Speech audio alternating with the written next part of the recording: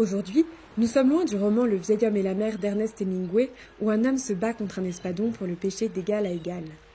Nos manières de pêcher et de consommer ont conduit à une destruction des fonds marins et à une diminution des ressources de la mer. En tant que future restauratrice, je souhaite communiquer sur les moyens de réduire notre impact. Premièrement, le choix d'un poisson à cuisiner se fait à deux échelles, l'espèce et le moyen pour se le procurer. Au niveau de l'espèce, il convient d'être attentif à la localité, la saisonnalité, la période de reproduction, ainsi qu'aux propriétés organoleptiques du poisson. Au niveau des techniques de production, on évite l'aquaculture dont l'empreinte carbone est élevée et qui nécessite des poissons sauvages pour nourrir les élevages.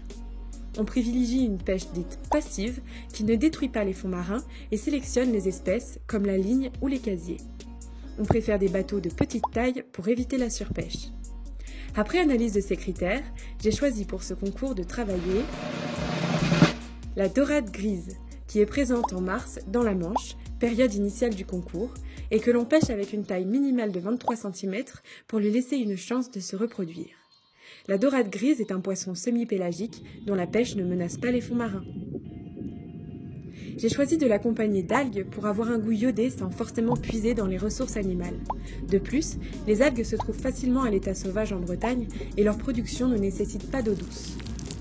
J'ai choisi les haricots de mer et l'algue dulce car elles sont visuellement, gustativement et nutritivement très différentes.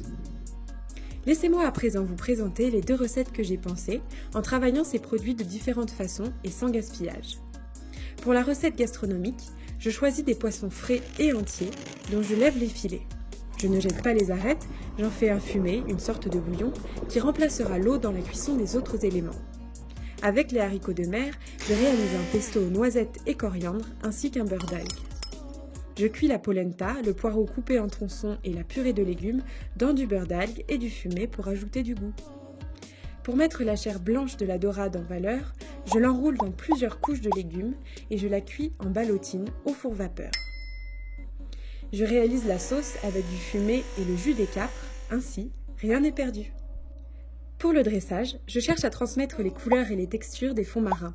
Pour ce faire, j'ajoute quelques capres frits et croustillants, une tuile à la betterave et au fumé, ainsi qu'une poudre de noisettes.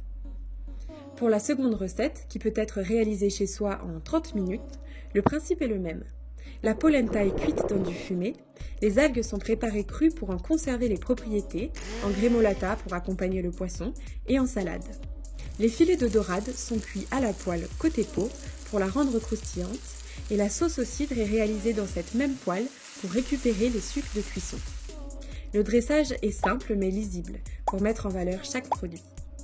Les maîtres mots sont donc ici, saisonnalité, localité et utilisation optimale de chaque produit. Je vous remercie de m'avoir écouté et vous souhaite une bonne pêche.